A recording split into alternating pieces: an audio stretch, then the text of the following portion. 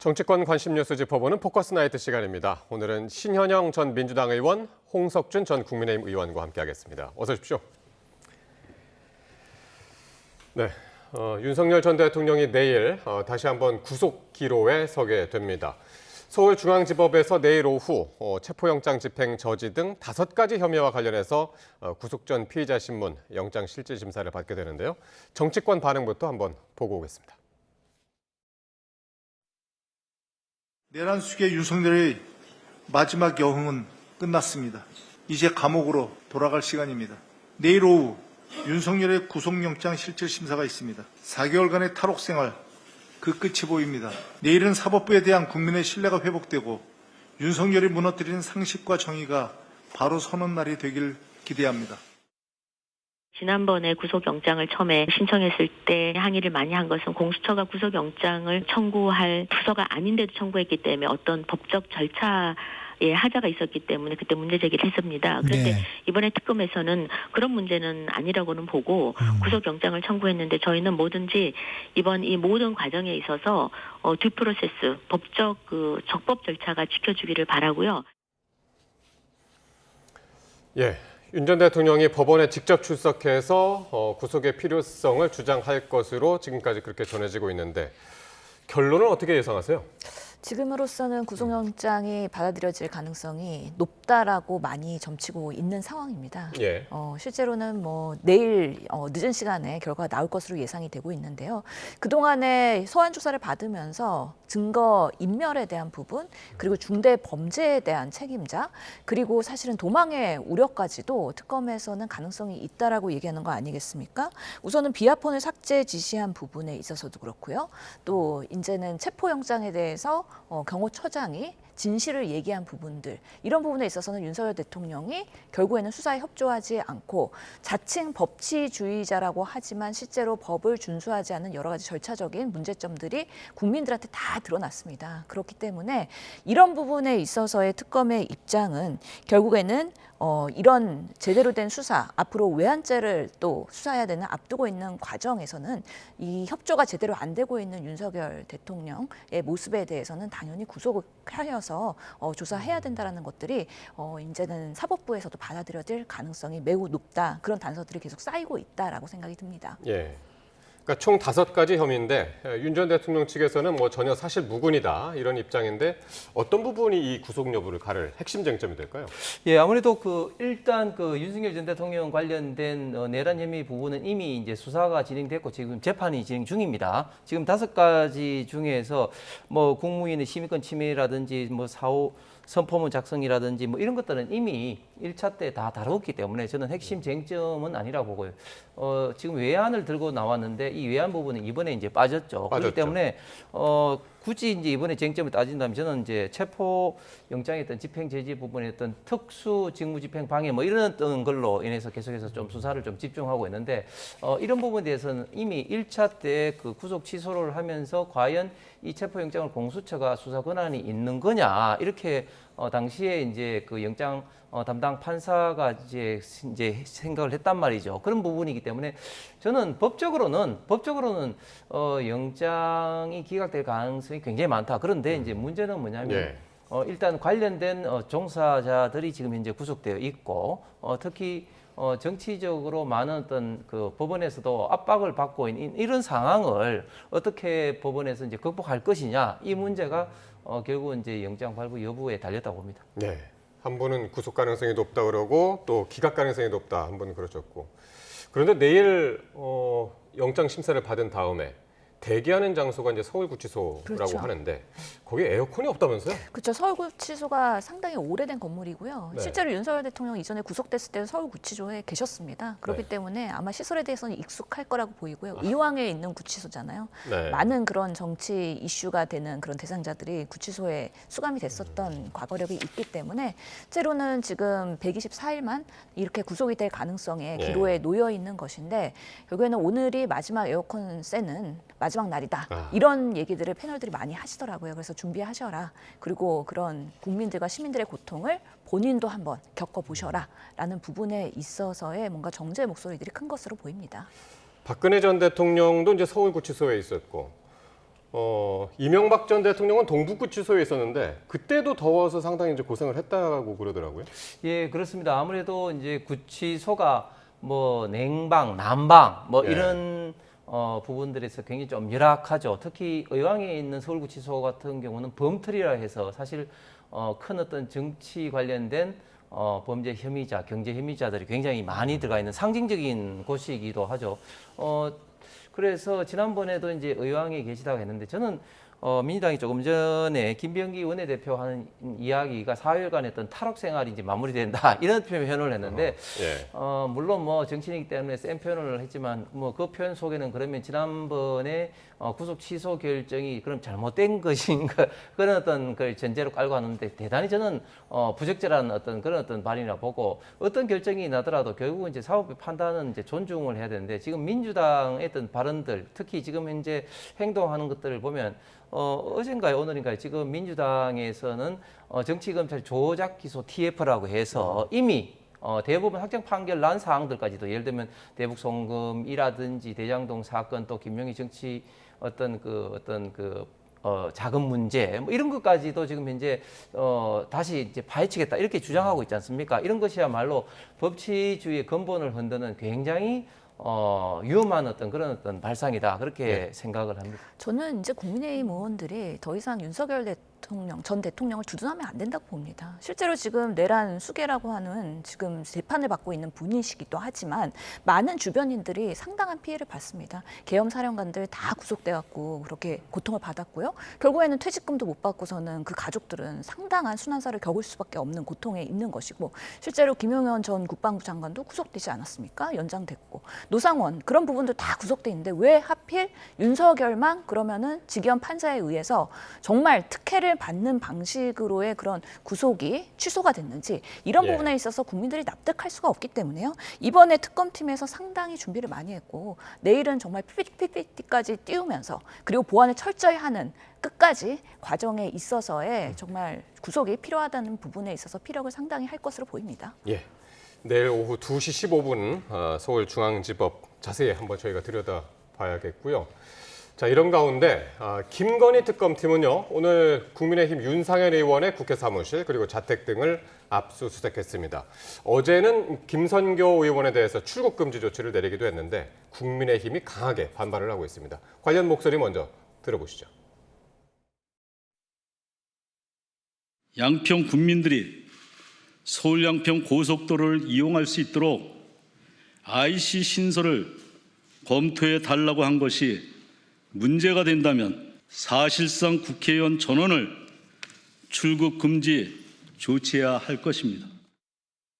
옛말에 화무 11홍이고 건불 10년이라고 했는데 그 칼날이 언제 되돌아올지 모릅니다. 다시 한번 이재명 정권과 더불어민주당에게 촉구합니다. 권력 남용하지 마시고 과잉 수사하지 마시고 정치 보복하지 마십시오.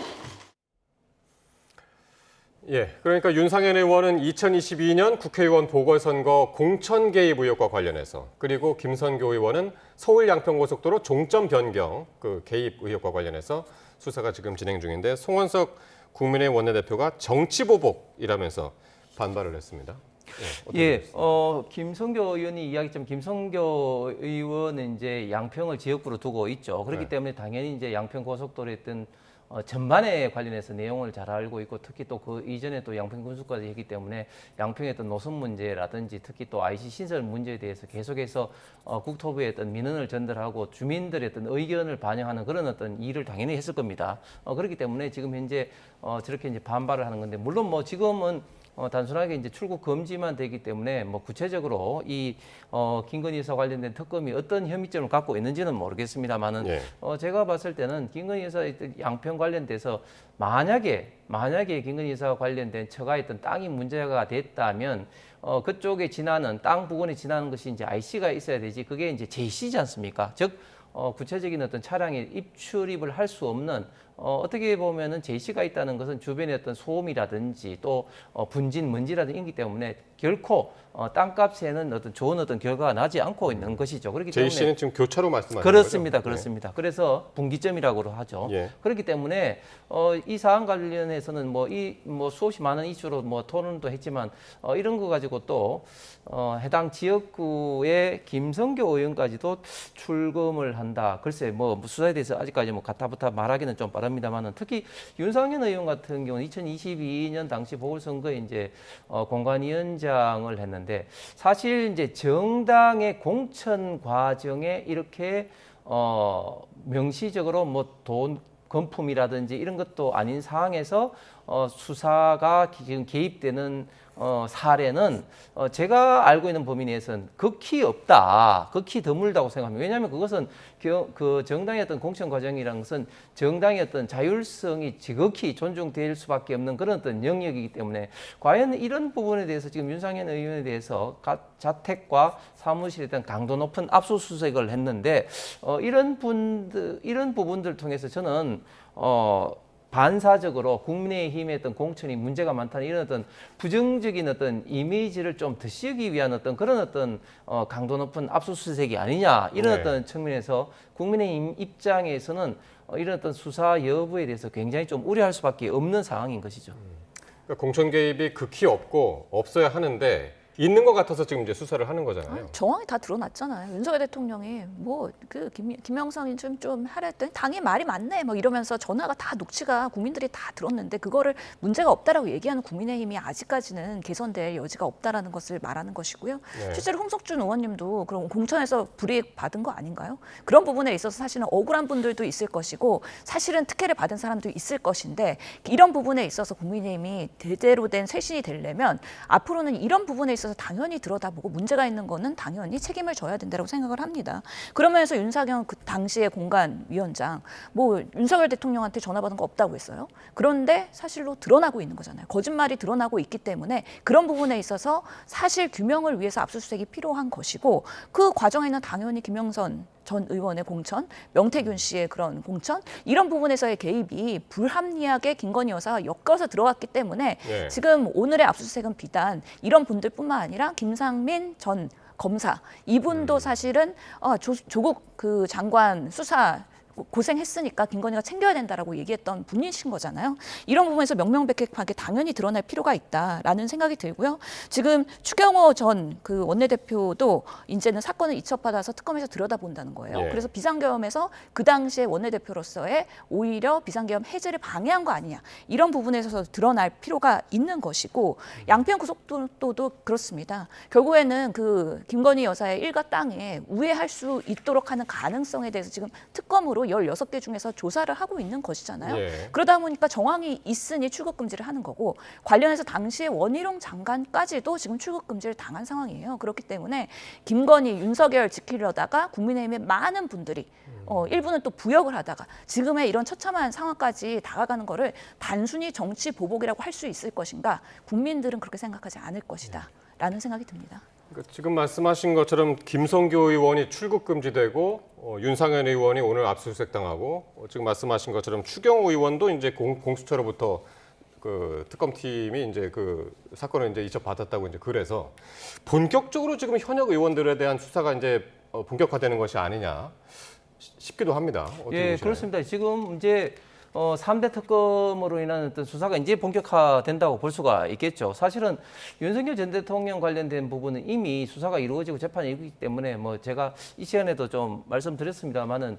그렇게 더 이상 뭐 추가로 수사할 게 거의 없을 겁니다. 이제 단 김건희 여사 관련된 부분이라든지 국민의힘 관련된 부분에 대해서는 이제 본격적인 수사가 이루어질 가능성이 굉장히 많은 것이죠. 그런데 우리가 이 시간을 통해서 다시 한번 강조를 좀 하고 싶은 것은 지금 민주당 같은 경우도 수없이 많은 어떤 수사를 받았고 압수수색을 받았고 뭐 그럼에도 불구하고 뭐 그 결과적으로 그게 이제 무죄로 된 어떤 것들도 많은데 지금 단순하게 뭐 수사를 받고 있다 가지고 그것이 뭐 유죄가 확정적인 양 이렇게 이야기를 좀 해서는 좀 안 될 될 것 같고요. 그다음에 제가 다시 한번 말씀드리지만 이 정당에 과연 어느 범위까지 이제 수사가 들어오는 게 이제 합당하는 자유민주주의를 위해서, 예를 들면 민주당 같은 경우는 당사에 그 수사가 들어오는 경우를 당원들과 해서 뭐 결사적으로 최근에도 뭐 막아냈던 사례가 있습니다. 그렇기 때문에 정당의 어떤 그런 자율성은 우리가 분명히 좀 존중을 좀 해줘야 되는 영역인데, 이런 부분에 대해서 지금 현재 특검 같은 경우 너무 지금 현재 깊숙하게 그 공천 과정이라든지 또 지금 추경호 원내대표 같은 경우는 지금 내란 어떤 방조 이런 어떤 혐의를 가지고 지금 이제 수사를 본격화하고 있는데, 이런 부분에 대해서는 너무 정당의 자율성을 침해하는 것이 아닌가, 그런 부분에 대해서 좀 우려가 되는 것이죠. 그리고 저는 뭐 이런 것들이 조금 전에 우리 신임 의원께서 뭐 윤석열 대통령 감싼다 그런 게 아닌데, 저는 수사를 지켜보자는 그런 어떤 입장이지만, 그러나 어디가 원론적으로 우리 대한민국이 법치주의 입장에서 무죄 추정의 원칙과 수사를 지켜보자는 것은 정말 합법적으로 당연한 이야기다, 이런 어떤 이야기를 가지고 마치 이제 뭐 내란이 확정된 것처럼 이렇게 이야기하는 것이야말로 우리 대한민국의 법치주의 가장 중요한 무죄 추정의 원칙과 그리고 삼심제를 정면으로 위배하는 것이라고 생각합니다. 예. 근데 뭐 국민의힘이 특검을 반대할 때부터 사실은 모든 진실이 은폐되는 것을 유도한 거 아니냐. 그렇기 때문에 특검이 시작이 되면 본인들이 잘못했던 그런 부분들, 그리고 역사의 과오에 대해서 드러나는 거에 대한 상당한 두려움이 있었을 거라고 저는 생각을 하고요. 예. 그런 면에서의 지금 여러 문제들이 하나씩 드러나는 거를 잘 협조를 할 필요가 있다고 생각이 들고, 특히 정당의 자율성 말씀하셨는데, 정당은 대한민국의 정치의 민주주의의 발전을 위해서 역할을 해야 되는 건데, 오히려 민주주의를 황폐화시키고 오히려 법치주의를 훼손한 정당이라고 하면 그 부분에 있어서는 당연히 사법적인 그런 카르텔 이런 부분들에 대해서는 당연히 이게 정제가 될 필요가 있다라는 부분이 있습니다. 예. 그런 면에서의 지금의 작금의 그런 특검들이 움직이고 있는 거지, 뭐 단순히 이게 자율성의 문제만으로 이게 문제가 있다라고 하기에는 국민들이 공감하시기는 어려울 거다라고 생각합니다. 예, 그거하고 조금 연관될 수도 있는데, 민주당이 오늘 그 박찬대 의원이 내란 특별법을 발의했다고 하는데, 이건 어떤 내용입니까? 그렇죠. 오늘 호남에 가서 내란 특별법에 대해서 설명을 하셨어요. 네. 그래서 이게 내란 지금 특검이 진행되고 있는 건데, 내란과 관련된 재판에 대해서는 특별 재판부를 설치해서 전용으로 재판부가 준용할 수 있는 부분이 있고,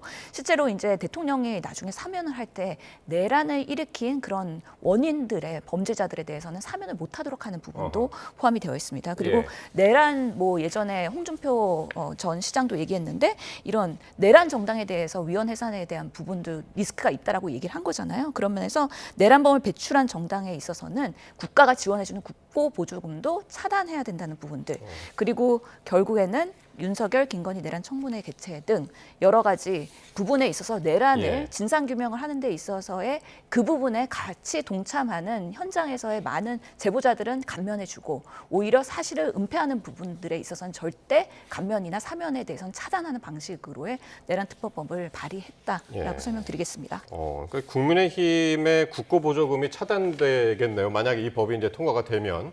그러니까 굉장히 숨막히는 법안이겠어요, 국민의힘 입장에서는.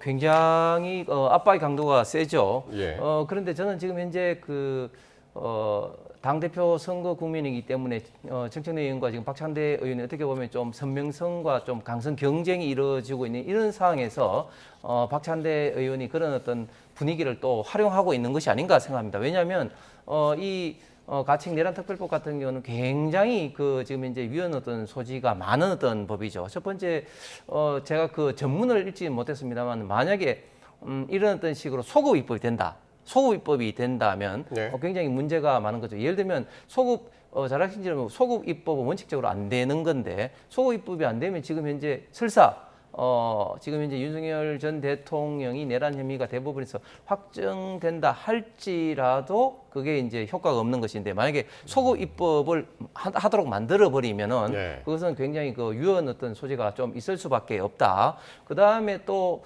내란을 배출했다고 하는데, 그러면은 그 이후에 그 정당이 해산되고 다른 정당으로 되면 그건 어떻게 할 것이냐, 그런 어떤 여러 가지 문제가 있을 수가 있습니다. 그런데 그런 어떤 문제를 떠나서 지금 현재 당 대표 경선 어떤 중에 최대한 어떤 정치적인 어떤 선명성을 좀 부각하기 위해서 한 어떤 그런 것들이 아닌가. 그리고 더 나아가서는 또 박찬대 의원 같은 경우는 또 뭐 내란 뭐 청문회라든지 어쨌든 여러 가지로 이것을 뭐 울고 먹으려고 지금 하고 있는데 그런 어떤 식의 행동이 글쎄요. 지금 이제 수사가 이루어지고 있고 또 재판이 이루어지고 있는 상황에서 너무 지금 현재 지금 예. 그 민주당이 내란을 지금 악용하고 있는 것이 아니냐 이런 어떤 후폭풍도 반드시 있을 거라고 생각합니다. 예. 어쨌든 오늘 발의가 됐기 때문에 이것도 어떤 과정을 거쳐서 진행이 되는지 한번 봐야 되겠고요. 국민의힘으로 가보겠습니다. 국민의힘 쇄신 작업이 첫걸음부터 제동에 걸렸죠. 이 혁신위원장을 맡았던 안철수 의원이 닷새 만에 사퇴하면서 후폭풍이 거센데요. 관련 발언들 들어보시겠습니다. 절대 안 된다라는 표현을 저한테 하지는 않았고 예. 굉장히 난감하고 그렇게 하면 오히려 당의 분란만 초래한다. 인적 쇄신이라는 게 여러 가지가 있잖아요. 그거는 전체적으로 비대위에 맡겼습니다. 수준은 예. 그쪽에서 정하시고 예. 어쨌든 국민들이 납득할 수 있는 수준의 아. 인적 쇄신이 먼저 선행이 되어야 혁신위가 성공하고 그 비대위가 성공하고 예. 결국 우리 당도 성공할 수 있다. 이렇게 말씀드렸죠. 이 두 사람은 무조건 잘라야 됩니다. 이것도 아니고 예, 그것도 아닙니다. 추상적 일반적인 얘기를 한 건데 그것도 못 받았다는 얘기네요. 예, 그렇습니다. 어제 안철수 혁신위원장이 사퇴를 했습니다. 당의 변화와 쇄신을 바라고 계신 당원 동지들과 국민 여러분께 혼란을 드려서 송구하다는 말씀을 다시 한번 드립니다. 조속한 시일 내에 신임 혁신위원장을 모시고 당의 쇄신을 이끌 혁신위원회를 출범시키도록 하겠습니다. 송원석 비대위원장이 원내대표 선출할 때 혁신위원회 출범을 공약으로 내걸었지만 포기하는 용기도 있어야 된다. 지금 하루빨리 전대를 소집해서 새로운 당원과 국민의 지지를 받는 강력한 지도부가 모든 것을 하게 해야 된다. 예, 안철수 의원, 그러니까 송원석 비대위원장을 만나서 쌍권 출당까지는 아니었다. 그렇게 요구한 건 아니었다. 근데 결과적으로 권성동 전 원내대표, 권영세 전 비대위원장을 겨냥한 게 아니냐 이런 해석이 나오는데 홍 의원님은 이번 사태를 어떻게 읽고 계세요? 네, 참 안타깝습니다. 혁신위원장 안철수 의원은 될 때만 하더라도 상당히 많은 기대를 갖고 있었고 본인도 코마 상태에 빠져 있는 국민의힘에 대해서 메스를 들겠다 이렇게 해서 상당히 좀 기대를 모았었는데 이렇게 중간에 또 다른 또 철수를 하셔서 대단히 좀 안타까운데 어쨌든 지금까지 알려진 바는 이제 본인이 이제 혁신위원 임명을 다 하지도 못하고 특히 또 인적 청산을 받아들이지 않아서 사퇴를 한다고 이야기를 했는데 오늘 또 기자회견에서는 또 절대 안 된다는 표현을 또 쓴 건 아니다 그렇게 또 말씀을 하셨단 말이죠. 그러니까 인적 청산은 당연히 필요는 한데 그 범위라든지 이런 것은 좀 당내에서 좀 공감대가 좀 있어야 되고 또 논의하는 과정도 있어야 될 거 아니겠습니까? 아무리 안철수 의원이 혁신위원장으로 취임한다라도 안철수 의원 독단적으로 인적 청산 예를 들면 뭐 몇 선 이상 다 나가라 뭐 이렇게 할 수는 없는 어떤 그런 상황인 것이죠. 그렇기 때문에 저는 혁신위원장으로서 당내 공감대를 좀 만들어 가면서 인적 청산 또 계획 혁신을 좀 이끌어 가셔야 되는 안철수 의원이 혁신위원장을 사퇴를 하고 또 비대위원 이제 그 당 대표 지도부에 이제 출마를 이제 이렇게 선언을 이렇게 하신 것은 대단히 지금 현재 당의 입장에서는 좀 아쉽다. 그리고 안철수 의원 개인 입장에서도 그동안 안철수 의원이 계속해서 뭐 철수한다 그런 어떤 좀 정치적인 좀 이미지를 좀 가졌었는데 이번에는 뭐 어떤 대선 후보라든지 서울시장 후보라든지 이런 어떤 철수는 아니지만 어쨌든 당내에서 중요한 혁신을 해야 되는 혁신위원장의 입장에서 또 다른 또 철수를 또 하셨기 때문에 본인의 어떤 정치적 이미지 면에서도 저는 굉장히 좀 안타까운 어떤 결정이라고 생각을 합니다. 그러니까 안철수 의원이 이번에 이제 혁신위원장이 되기 그걸 수락을 하면서 전당대회는 안 나가겠다는 취지로 이제 이야기를 했던 것으로 기억을 하고 그래서 이제 그 이 두 권영세, 권성동 의원도 그 부분을 굉장히 지금 비판을 하는 것 같아요. 이번에 이제 다시 전당대회를 나가겠다라고 선언한 바로 그 부분 말이죠. 명확하게는 안철수 의원이 전당대회를 생각하고 있지 않다 정도로 얘기한 네. 거지 안 나간다고 명확하게 선언한 건 아니었기 때문에 예. 그런 부분에 있어서 같은 말을 아다르고 어다르게 해석했던 약간의 그 비대위와 안철수 의원의 동상이몽의 커뮤니케이션의 에러인 것이죠. 그런 부분들이 여기서 지금 불거지고 있는 것 같습니다. 안철수 의원 입장에서는 사실은 그동안 김문수 후보를 열심히 도와갔고 당 내에서의 약간의 그런 지지와 인지도가 올라가려는 타이밍에 혁신위원장을 받으면서 사실은 비판도 많았죠. 혁신위가 비대위가 사실 친윤 비대위인데 혁신위에서 뭘 할 수 있겠느냐. 정권을 받을 수 있겠느냐. 제대로 된 혁신을 할 수 있겠느냐. 더더욱이 혁신위를 할 수 있는 기간이 2달도 안 되는 짧은 거의 한 달밖에 안 되는 기간 동안에 백서를 만들 수 있겠느냐 아니면 무엇을 할 수 있겠느냐. 어떤 안을 만들어도 결국에는 혁신위의 안을 비대가 받지 않을 것이다. 이런 부분에 있어서 아마 안철수 의원도 아차했을 수도 있을 것 같다는 생각이 들어요. 그래서 어떤 시나리오가 진실인지는 모르겠지만 처음에 무리하게 혁신위를 받으면서 본인이 개혁할 수 있다라고 생각했던 착각도 첫 번째가 잘못이었고 막상 받아보니 인적 쇄신이나 아니면 혁신위의 위원 선임도 나한테 정권이 안 되는 그런 열악한 현실을 보고서는 곧바로 돌아선 것도 문제이고 뭐 한반의 이야기로는 정말 전략적으로 혁신위를 걷어차면서 오히려 전당대회를 나가는 명분을 만들려고 그렇게 기획한 거 아니냐라고 얘기가 나오는데 예. 그렇게까지 안철수 의원이 이렇게 막 전략적인 사람은 아니라고 생각이 들거든요. 예. 그래서 어떤 시나리오가 진실인지 모르겠지만 결국에는 혁신위는 이제 국민의힘에서는 날아간 카드이다. 그렇다면 지금의 비대위가 어떻게 전당대회로서 거듭날 수 있을지에 대한 숙제가 예. 큰 문제인데 특히나 지금 국민의힘이 여전히 윤석열 대통령과도 거리 못 두고 계속해서 이렇게 수사의 대상이 되고 정말 내란 전당으로서 이거를 극복하지 못하는 모습들이 지지부진하게 앞으로도 갈 거기 때문에 예. 지금으로서는 뭐 소위 말하는 언더친윤 이런 분들이 기득권을 포기하지 않는다면 전당대회든 혁신이든 국민의힘에서의 정말 혁신과 개혁 네. 그리고 쇄신은 앞으로는 어려울 것 같다라는 비관적인 전망을 할 수밖에 없다고 말씀드리겠습니다. 네. 신 의원님이 조금 전에 이제 그 혁신위는 이미 날아간 카드고 전당대회 이제 그 말씀을 하셨는데 당내에서도 지금 그런 얘기가 나오지 않나요?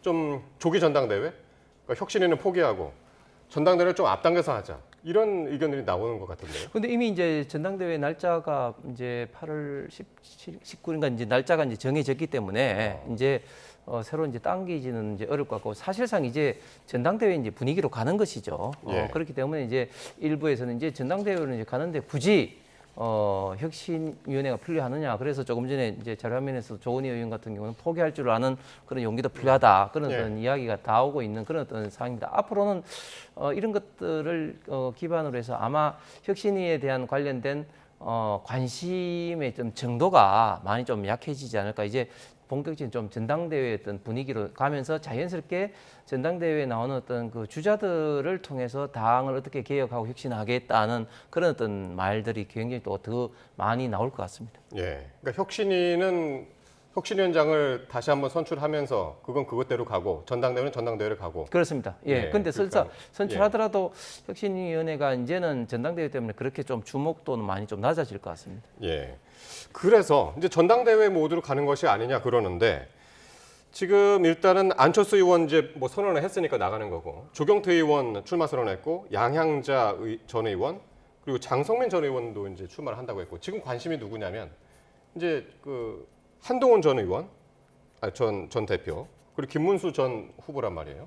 이분들은 어떻게 지금 김문수 전 장관 후보 같은 경우는 이제 좀 나갈 가능성이 좀 많아진 것 같습니다. 본인이 이제 내가 싸우겠다 그런 이야기들을 어떤 이제 사회 포럼에서도 말씀도 하셨고 그 주변에 계신 분들도 김문수 후보, 김문수 장관이 출마해야 된다 이렇게 각 지역별로 추대위원회가 계속해서 좀 발족이 되고 있는 그런 상황입니다. 그에 반면에 한동훈 전 대표 같은 경우는 아직까지도 좀 관련된 움직임이 없고 오히려 이제 주변에서는 만류를 하고 있는 그런 어떤 상황입니다. 왜냐하면 내년 지방선거도 뭐 상황이 그렇게 쉽지도 않고 하는데 아직까지 한동훈 대표 본인은 결정을 지금 못 하고 있는 그런 어떤 상황인데 네. 자료 화면에도 봤듯이 이제 오히려 이제 안철수 의원 같은 경우는 같이 전당대회에 이제 김문수, 한동훈 나가자 예. 이렇게 해서 분위기를 좀 조성해서 당의 어떤 어떻게 보면 좀 혁신하는 그런 어떤 모양새를 좀 보이자 뭐 이렇게 좀 주장을 하고 있는 그런 어떤 상황인 것 같습니다. 그러니까 지금 한동훈 전 대표가 더 관심인 게 조경태 의원이 나간다고 그랬단 말이에요. 그래서 두 사람이 함께 나올 수 있을까라는 생각도 들긴 하거든요. 근데 두 분이서 뭐 교감이 있어가지고 조응태 의원을 대리 뭐 출마시키는 건 아니라고 하는 거잖아요. 그렇기 때문에 아직 한동훈 카드는 남아 있는 것이고, 그런데 아직 본인이 출마 선언을 결정하기에는 분위기가 무르익지 않았다라고 생각을 하는 것 같습니다. 한동훈 전 대표의 그동안의 행보를 보면 매번 나올 수 있을 때 계속 나왔어요. 그래서 그런 기회를 놓친 적은 한 번도 없다. 위드훈이가 한동훈 전 대표가 나와야지 또 팬덤들이 이렇게 조금 더 와글와글해지지 않겠습니까? 그런 면에서의 지금의 관망세로 한동훈 나와야 된다, 더 이상 대안카드 없다, 이런 분위기가 올라올 때까지 좀 기다리고 있는 거 아닌가라는 생각이 드는데요. 예. 또 한편으로는 지금 장동혁 의원도 나온다 그러고요. 여러 사람들이 지금 출마에 저울질을 하고 있기 때문에 예. 상당히 많은 사람들이 나와가지고 박빙의 승부를 할 것이냐, 흥행에 성공할 것이냐, 아니면은 그나물의 그 밥일 것이냐, 저는 후자의 가능성이 더 높을 것 같아갖고 좀 안타까운 상황입니다. 예, 그러니까 사실 이제 내년 지방선거와 관련해서 국민의힘이 그다지 전망이 밝지 않기 때문에 사실상 임기 1년이 아니냐, 뭐 이런 것도 여러 그 당권 주자들의 계산 속에 있는 것 같기도 하고.